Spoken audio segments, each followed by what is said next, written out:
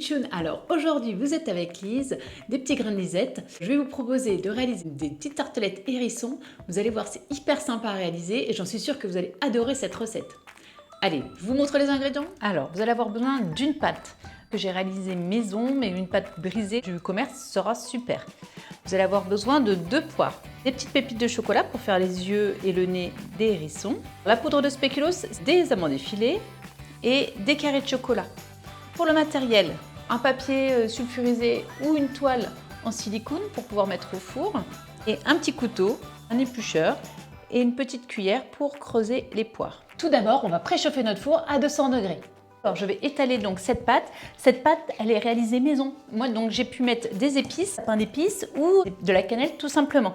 Mais vous pouvez très bien l'acheter ou la réaliser avec papa et maman. On va l'étaler de façon à ce qu'on puisse mettre 4 demi-poires. On va s'occuper de nos poires. On va les éplucher avec un économe.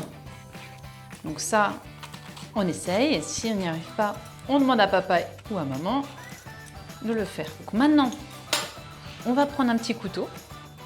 Donc c'est pareil, soit vous faites aider, soit vous le faites tout seul. Ça dépend, bien sûr, comment vous vous sentez à l'aise. Alors, on coupe la poire en deux.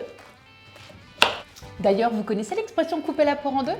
Ça veut dire qu'on coupe la poire de façon égale, que le côté gauche est égal au côté droit. Mais ça veut dire aussi, par exemple, qu'on veut dire couper la poire en deux avec un copain, qu'on fait un compromis. Par exemple, si vous êtes en colère après quelque chose, et on trouve une solution à deux et qui nous convient à tous les deux et on dit on coupe la poire en deux. Voilà. Maintenant que nous avons donc les poires qui sont prêtes, on creuse donc pour pouvoir mettre cette partie de chocolat. On va mettre du chocolat aujourd'hui, mais on pourrait mettre de la pâte d'amande, c'est bon aussi.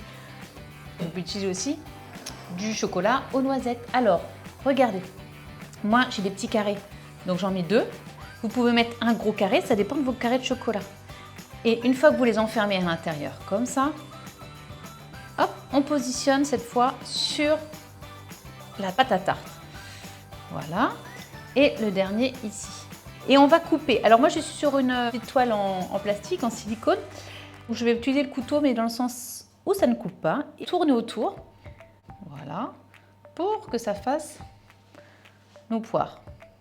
Avec les chutes de pâte, vous allez pouvoir faire des petits sablés que vous pourrez aromatiser avec de la confiture, avec des épices, un peu de chocolat râpé. Donc ça, on va le remettre au frigo. En attendant, j'ai broyé 4 spéculoos. Donc ça fait de la poudre de spéculoos. Donc si vous aimez, vous pouvez en mettre sur les hérissons. On en met un petit peu, comme ça. Alors, vous pouvez en faire 2 avec spéculoos et 2 sans, par exemple. Il faut laisser de la marge pour la tête quand même. Si vos poires sont faciles, vous pouvez rentrer comme ça. Sinon, vous faites un petit trou avec le couteau, à faire avec ses frères, ses sœurs, ses copains. C'est des recettes très sympas. Et puis en plus, ça vous fait manger un fruit avec un petit peu de gourmandise avec le chocolat. Tout dépend donc de la poire. Si elle est bien mûre, forcément, pour mettre les amandes effilées, ça sera beaucoup plus simple que si elle est encore dure. Si elle est encore dure, faites comme moi, vous prenez le couteau, un petit coup de couteau donc dans les poires et on met donc l'amande effilée. C'est juste un petit jeu de patience. Et voilà, les petits hérissons ils sont prêts. Saupoudrer de sucre, alors juste les poires qui sont nature. Ça va leur donner un petit côté un petit peu doré. Non, on enfourne nos petits hérissons entre 20 et 30 minutes. Tout dépend des poires que vous avez. Les miennes, elles sont un peu fermes, donc je pense qu'on va aller presque jusqu'aux 30 minutes. Et voilà les pitchouns, les petits hérissons sont prêts. Regardez comment ils sont mignons. Donc on va les laisser un peu refroidir parce qu'on va falloir qu'on mette les pépites de chocolat. Et pour mettre le pépite de chocolat, il ne faut pas que le petit hérisson soit encore chaud. Donc, on va faire 2 petits trous pour les yeux, un petit trou pour le nez. Voilà.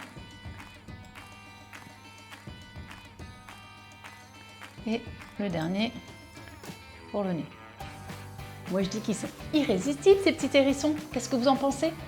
Pour rendre encore plus gourmand, vous pouvez les accompagner de crème chantilly, de glace à la vanille et si vous voulez vraiment rajouter un peu de sauce au chocolat, franchement, vous allez vous régaler et j'en suis sûre que vous allez adorer les poires. Vous savez que les petits hérissons dans vos jardins, il faut les protéger, mais celui-ci, on adorera de le croquer. Découpe, on le découpe, Oh, regardez ce cœur, le cœur au chocolat. Et voilà les pitchouns, nous sommes arrivés à la fin de cette recette. Vous avez vraiment bien cuisiné. J'espère à très vite pour un prochain tuto. En attendant, bonne dégustation. À bientôt les pitchouns.